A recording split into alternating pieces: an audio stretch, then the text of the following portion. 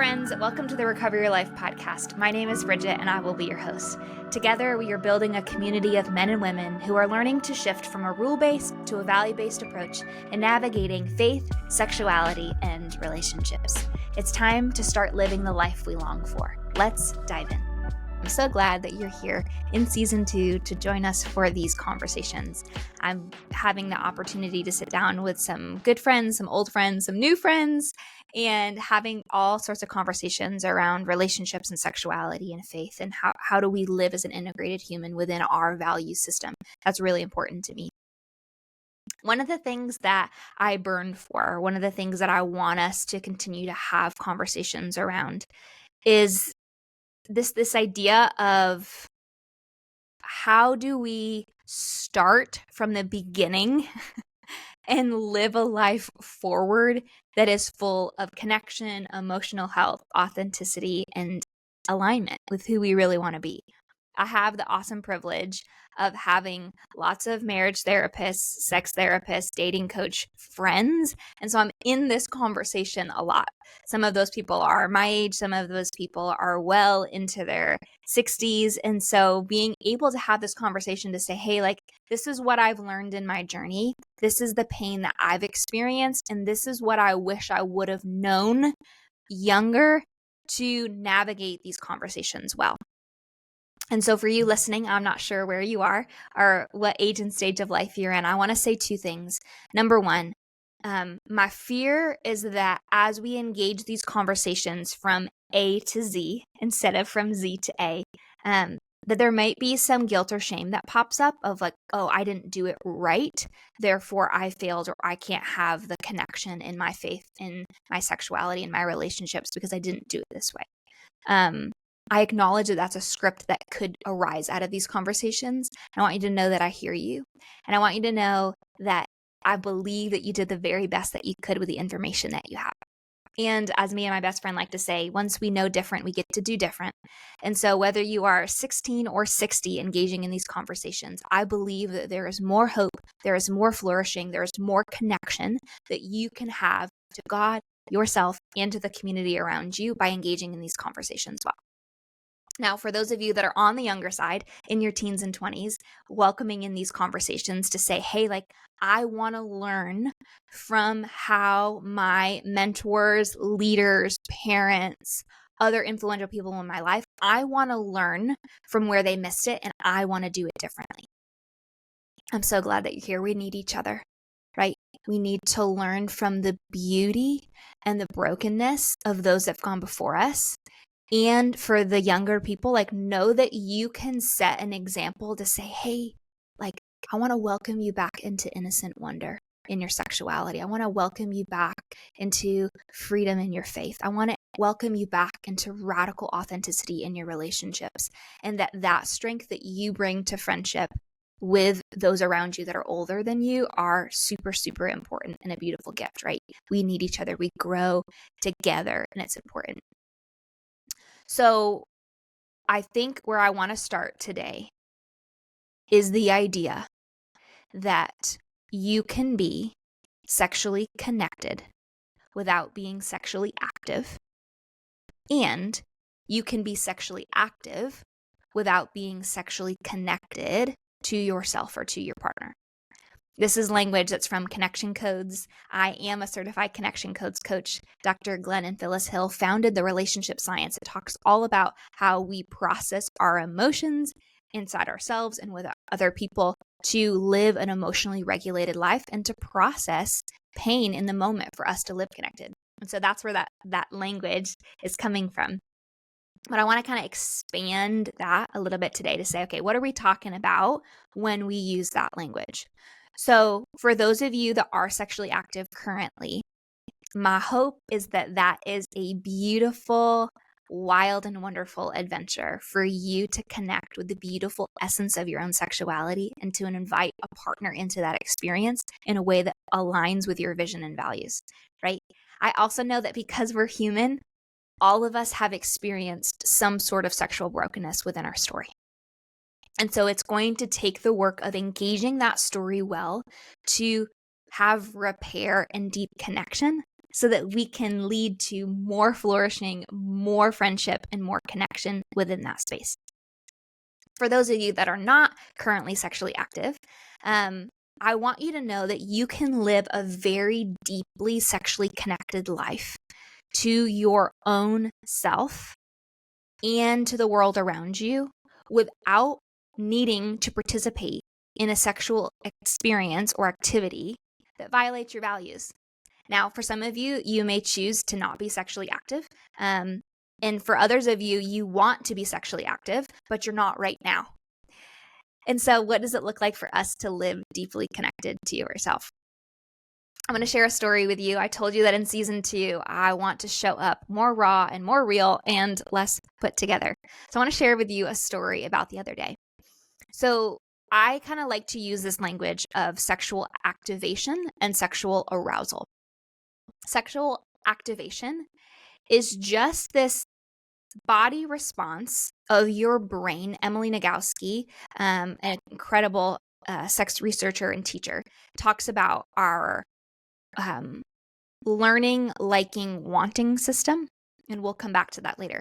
Basically, the idea of the learning system in our nervous system is just our brain saying, hey, this is a sexual stimulus.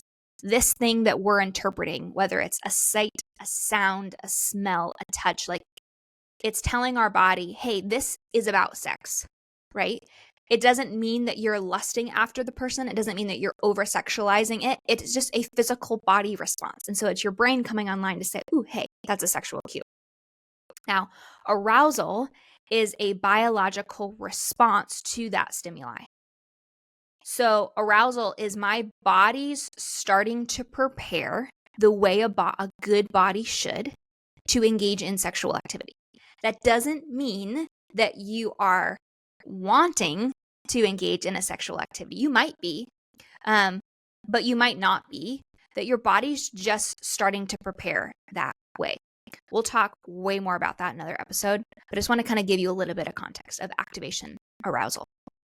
Activation is just kind of that, ooh, my body's coming online. Arousal is my body is moving towards a sexual experience. But you get to decide whether or not you want to engage in a sexual experience or activity in a way that aligns with your personal beliefs and values around sex. So I noticed the other day that I felt really activated by this man. So I was at church.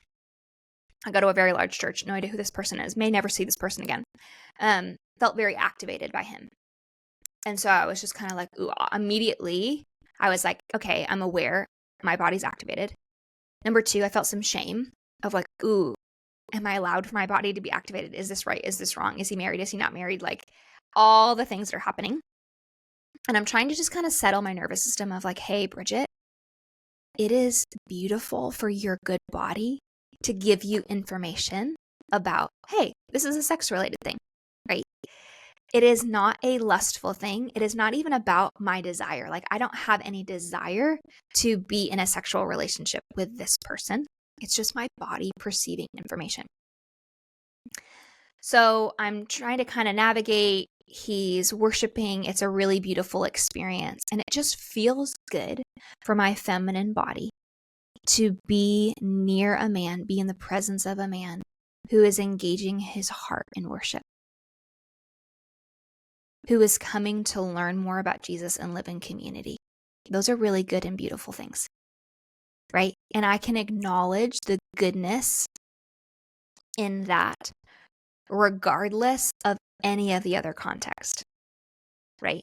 Now, where I take that activation is going to be important for me to figure out how do I want to respond to sexual activation.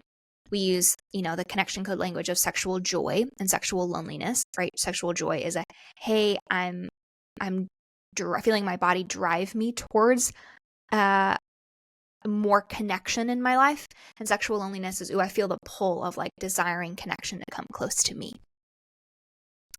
So I had that experience, literally felt like I couldn't even look at the man. I was like, oh, here's the offering bucket. Like, keep going, keep moving. And I felt so sad.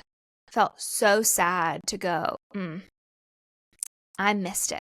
And I honestly didn't even process it in the moment. I processed it the next day where I just went, oh, wow, like I didn't engage his glory. I actually took the whole, bounce your eyes. You probably, if you're a purity culture kid, you've heard this. Specifically, this teaching has been targeted at men. The idea if you're on a walk or on a run and you see a woman jogging in a sports bra, that you're supposed to bounce your eyes and like not look at her. What a dehumanizing thing we've taught people to do. And you're right, I'm doing that. Like that's what I did. I engaged in my sexual activation in a way that actually violated my character. Now, rule-based living would say, oh, you don't know if this man's married, you're pursuing a different connection, like this is wrong to do, this is wrong to engage. But a value-based living says, how do we honor what's happening in our own body and to honor the glory and goodness of another body just for the sake of honor, to acknowledge that you are made good, that your body, your brilliance, your beauty, your worship, your love is something good for my whole being to respond to. So I processed that experience, felt, I missed it. So then I was on a walk the next day and I said, you know what? Like I still feel shame left over. I feel shame of like, I just missed it. Like that's not the way I want to engage with men in my world. I want to engage with men in my world in a way that really honors their glory. Now, sometimes that's going to be in brotherly affection. Sometimes that's going to be in a romantic connection with a man that I choose. And sometimes that's just going to be in, I just want to honor the goodness of you being a masculine representation of the beauty and brilliance of God. And so I made it a point that every man that I walked by, I looked him in the eye and I either said good morning or I waved or I gave some sort of like, I honor you. Like I honor that you exist and that you are good, right? Now, even within that experience, I paid attention to like, sometimes there were men that I was like, ooh, I definitely don't want to engage anymore with you. And sometimes it was oh, wow, you feel safe. I actually feel really good to pace my walk being around you so that I'm not walking by myself. They're all cues that matter, right? How we share our bodies is how we share our stories. And so honoring that my story is good and that the story that my body carries is good. And that's true of everybody that I come in contact. It was engaging with glory in a way that honored my values. Fast forward to later that evening, I went and saw Inside Out 2. Shout out. Incredible movie about understanding our emotions, our core beliefs. I love the creativity of watching like children's movies and movies that were designed for kids, because there's a kid in all of us, that we can reparent the parts of ourselves that weren't taught about emotions that way. So highly recommend it. Not sponsored, just a fun thing to go see. And there was a group of like 3 friends. There was 2 guys and a woman sitting with them.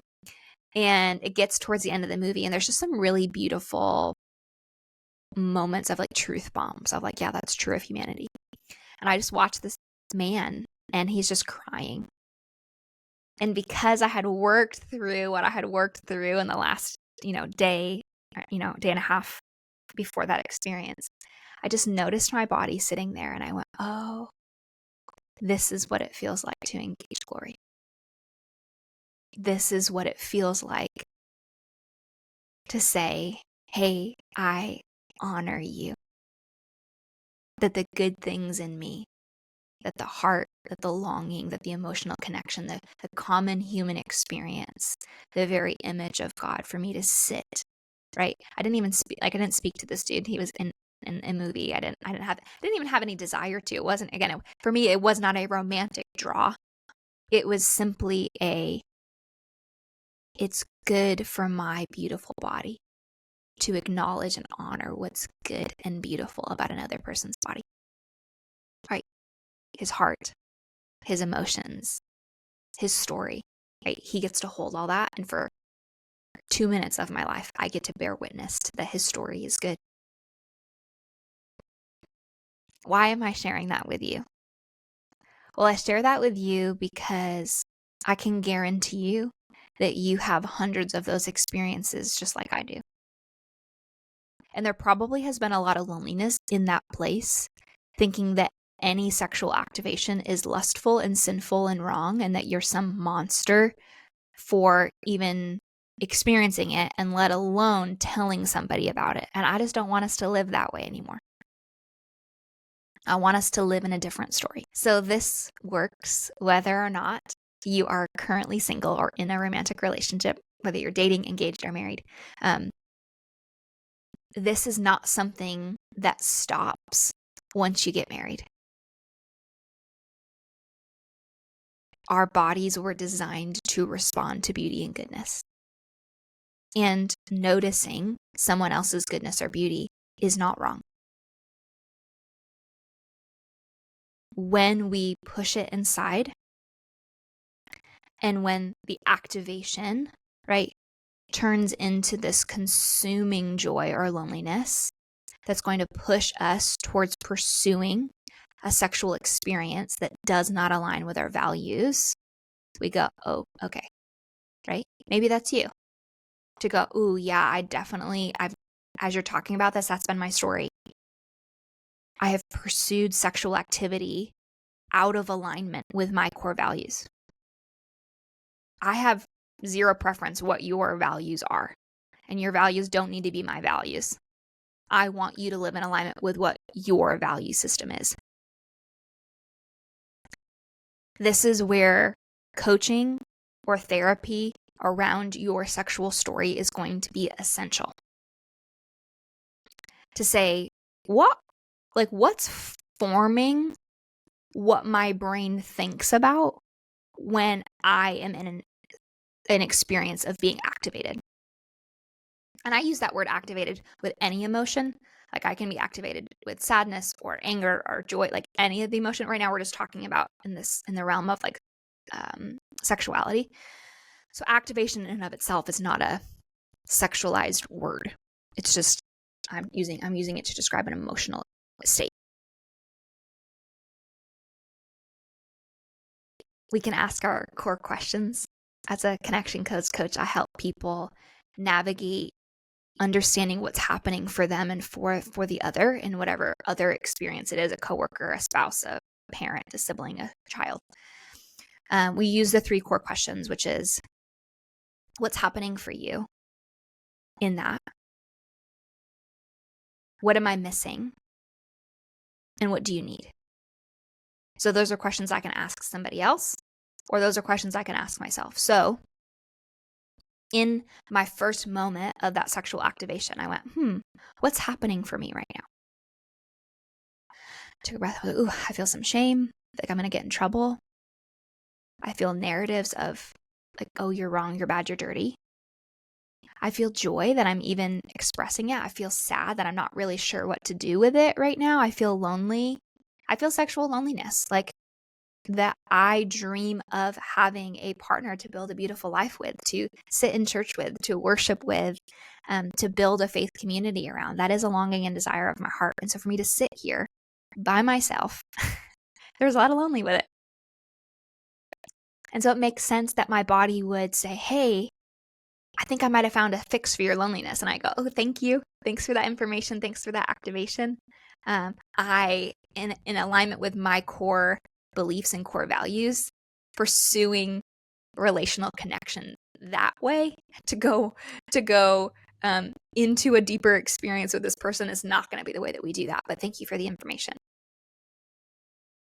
What did I miss? Right? I actually missed that there was another experience of connection that I actually want to pursue that is in alignment with who I want to be and my core values, to go, oh, actually, there is a situation that I need to go walk through and process, because that is an outlet for me to engage in my beautiful sexuality, the beauty of my body, and the way that I want to share that in a way that does align with me. Like, okay, great. I missed that. I missed that was even happening under the surface. And then what do I need? Right? Sometimes it's automatic. You know the answers to these 3 questions right away. Sometimes it takes a little bit of time. So I didn't actually figure out what I needed until the next day. And I knew I needed 2 things to help engage with the glory of my body and the glory with another. Is to say, I need to be dressed in a way that honors my experience in my body before trying to figure out how other people are going to engage my body. It's 9,000 degrees in Nashville right now. And so I needed to put on exercise clothes that honored my context. And I didn't want to hide that. So I wore something that felt good to be in my body. Number 2, I needed to engage with every man that I came across that honored his dignity, his personhood. That's the thing that we lose in a rule-based purity culture, is we actually devalue and degrade someone's personhood. That says you are just an object of sexuality. And so I can't engage with you at all because I don't know how to handle my sexuality. This happens I feel like this is one of the not talked about things for women, because it's kind of thought that women don't think about sex, or women don't want sex, or whatever. And then on the other side, right, men, I feel so heartbroken of the thousands and thousands of messages that you've received that for you to be a man means that you're hypersexualized and you think about sex all day long, every day, and every woman that you see, you're undressing in your mind and all this stuff, which is complete trash. And we're going to have lots of conversations around that. Men, you can do the same thing, right? I'm telling this from a feminine perspective because I'm a woman, but men, this is an important conversation for you to engage with too. When's the last time that you felt activated by a woman's beauty? And what was the story that took place for you in that? What was What was happening for you in that moment? It's okay to acknowledge, hey, I felt activated by her beauty. I felt activated by her body. Maybe even felt aroused, my body started to respond to that, and then I felt shame and didn't know what to do, right? I don't want us to live shut down from our sexuality. I want us to live connected to our sexuality, because when we live shut down from our sexuality, we do one of 2 things. Either we live a very disembodied life where we're not connected to our sexuality at all, or we live a hypersexualized life where we're engaging in a dehumanizing experience with our sexuality that dishonors our own personhood and glory and the personhood and glory of another. So, for my guys, what was happening for you? What were you missing? And what did you need? Okay? My single friends, your sexual joy and sexual loneliness is pushing you towards connection. How do you take that energy and fuel that into engaging with touch and love and connection in a way that aligns with your values? And for people in partnerships, dating, engaged, married, you might experience that with your person, and it drives you to deeper connection to your person, or depending on the context and story of your own pain history with each other, it might actually feel like it fuels more disconnection. And that can be a lonely place to be. That's where coaching is going to be really helpful. You can start, if you're like, I'm not ready to do coaching right now, I just need a resource, you can start with a Connection Codes Foundations Masterclass, all about processing emotions and engaging in emotions to communicate to your partner well. And then Dr. Glenn and Phyllis also have a second masterclass that's all about sex called Late Night. So you start with foundations of let's just get us secure in our relationship. Even if you have a really connected relationship, it's a great place to start. And then Late Night is how do we take that emotional connection and build that into a really beautiful sexual friendship that we have with each other. So much to say, so much to process. My fear in the way that we're navigating conversations this season is a lot of things are going to feel unfinished, of but that is life together in community. It is not a one and done sex talk. It is not a one and done. This is all the things that I could ever tell you about activation and arousal. Is this our conversation we're having today? That we would continue to engage our stories well. That we would live in honor and connection and peace. That we can break out of a rule-based model that keeps us very disembodied, that keeps us disconnected and living like drowning in fear of ourselves. And we can move to a value-based model that says, I trust myself. I live in alignment with my beliefs and values. And I live connected to my story in a way that honors my glory and honors the glory of those around me. Friends, I'm so thankful that you've trusted your heart here. I would love to engage with you. If you are looking for one-on-one coaching, I have coaching available where we will navigate this together. We'll talk about, navigating our emotions, understanding our story, and helping you where you feel stuck in your life, right? Whether it's in faith of like, I'm trying to figure out what I believe now that I'm adult and, I've had some situations happen. I'm not really sure what I believe and what I want to do and what faith looks like for me. Whether it's in sexuality, I'm like, oh, I love what you're saying, but like, this just feels really big and overwhelming. Or I actually feel really like it feels good, but I feel like there's more that I'm missing, right? Whether you're currently sexually active, you're like, yeah, it's good. But I feel like there's more to this story that I want to live out with my partner. And if you're not currently sexually active, where you go, oh, I thought I wasn't allowed to talk about this at all. Or I thought that my sexual story didn't matter until I was sexually active. We can talk about those things too. And also strengthening your relationships, your relationship to yourself and your relationship to others. I would love to walk with you through that. If you look in the show notes, you can book a free 30-minute discovery call with me where we can develop a game plan and see if it's the right fit. I also have a network of coaches. And so I will always tell you if I'm not the right fit for you, I always tell people working with a coach or a therapist is kind of like dating. You might need to try a few dates to see if it's the right fit. And if not, there's going to be someone else out there for you. And so I have an awesome network of coaches and counselors and therapists that I would love to connect you with to make sure that you are getting the most support that you need for your story. If you like this podcast, feel free to like it, to share it with your friends. I have friends that I'm like, oh, when I find a good podcast, I send it to them in a group text or share it on my social media. When you do that, that helps me so much get the word out. These are conversations that we want to be having. And I can't do it by myself. I need you. I need you to help bring this message to the world. And so I would love to hear your feedback. So excited for all the ways that we are going to redeem all the shattered parts of our stories that we thought were going to be broken down forever, and that we get to live wildly good lives. I'm so glad you could join us for today's conversation. Be sure to check out your show notes to learn more about today's guest, how you can connect with them, and other resources they have to support you in your journey to living the life you long for.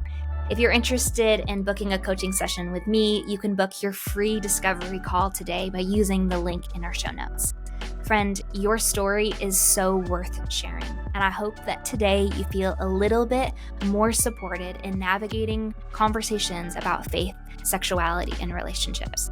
I would love to partner with you on this journey, so if there's anything you need from me, please don't ever hesitate to reach out. I can't wait to see you next time on the Recover Your Life podcast.